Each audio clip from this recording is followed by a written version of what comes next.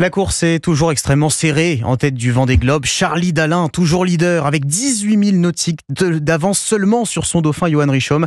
Les deux skippers se trouvent actuellement au large du Brésil. Et il n'y a pas que le Vendée Globe, il y a aussi le trophée Jules Verne. Oui, c'est également un tour du monde, mais en équipage, pas en solitaire. Le navigateur Thomas Coville est parti de Brest le 20 décembre dernier à bord d'un maxi trimaran.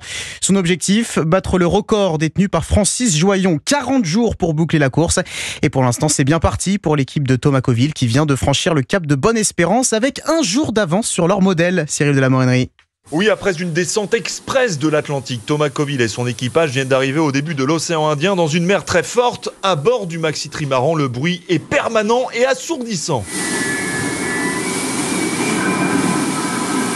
Cette Formule 1 des mers peut atteindre des vitesses allant jusqu'à 90 km/h. C'est un bateau gigantesque de 32 mètres de long, 23 de large, avec un mât de 34 mètres. Ce maxi trimaran est aussi vaste que 2 terrains de basket.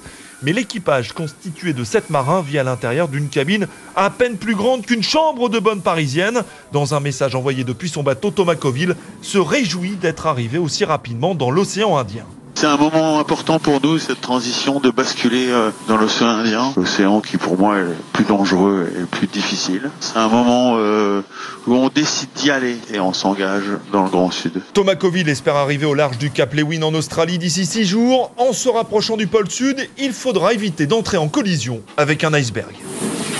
Cyril de la Morinerie.